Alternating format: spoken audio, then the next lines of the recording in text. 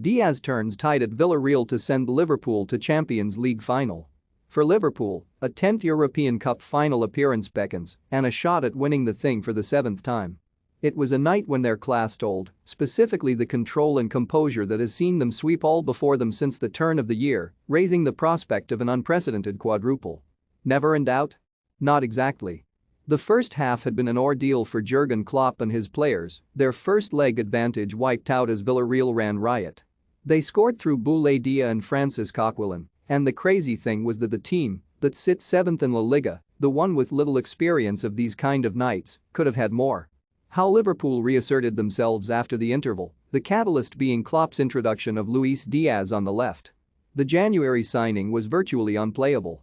It was as if a switch had been flicked and, sadly, the lights went out on Villarreal's erratic goalkeeper, Geronimo Rulli. He was beaten when Fabinho lashed in a shot from an angle, the ball seeming to go through him, which was a hammer blow for him and his team.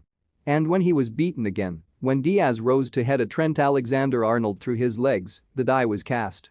Liverpool pushed to confirm their superiority, and it felt like a trick of the mind that things had been so different in the first half. Sadio Mane scored the third, beating Rulli after the hapless goalkeeper had raced off his line, and Liverpool might have scored more as their opponents disintegrated. Nobody was blind to the scale of the challenge that faced Villarreal. Except perhaps those clad in yellow in the stands, or the kind of waterproofs more commonly seen on trawlermen. The rain had lashed down all day. The man on the PA system was a believer. "The comeback is possible," he yelled before the teams emerged.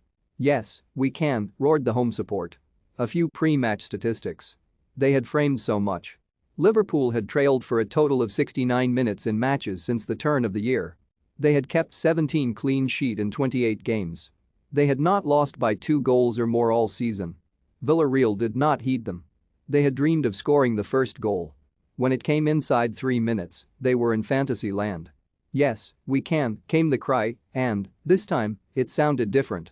Unai Emery's team pushed high at the outset, they snapped into challenges and they rattled Liverpool. Straight away they looked like the changed side that the manager had promised they would be.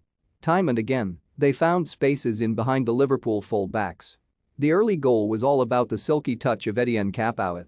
He tore around the back of Andy Robertson to reach a left-wing cross from Pervis Estupinan, and the first-time cutback was perfect on a plate for Boulaye Dia, who had burst away from Virgil van Dijk. The tap-in sparked delirious scenes. Liverpool needed to shake their heads clear to establish some sort of control, but it was Villarreal who scented blood, who went for the jugular during a first half that will live long in the memory of those who were there. They made things extremely uncomfortable for the team that had sucked the life out of them in the first leg. Back then, Villarreal had barely crossed halfway. Now they stepped high to win the ball. They picked their passes, which repeatedly threatened to unhinge Liverpool. Villarreal had the chances for 2-0 before 20 minutes were on the clock. Dani Parejo sent a low shot just wide, while Gerard Moreno headed against Robertson from another Estupinan cross when he might have done better. Moreno shimmered with menace, his return from injury a powerful tonic. Liverpool could get little going before the interval, save for a Mohamed Salah break that led to Diogo Jota being caught up and put off by Raul Albiol. Villarreal continued to push, overwhelming Liverpool in midfield, and they were unlucky not to get a penalty on 37 minutes when Naby Keita gave away possession and Moreno played in Giovanni Lo Celso. Alisson seemed to hesitate before he cleaned him out, and, if the goalkeeper got a piece of the ball, it was not entirely by design. Villarreal did not cry.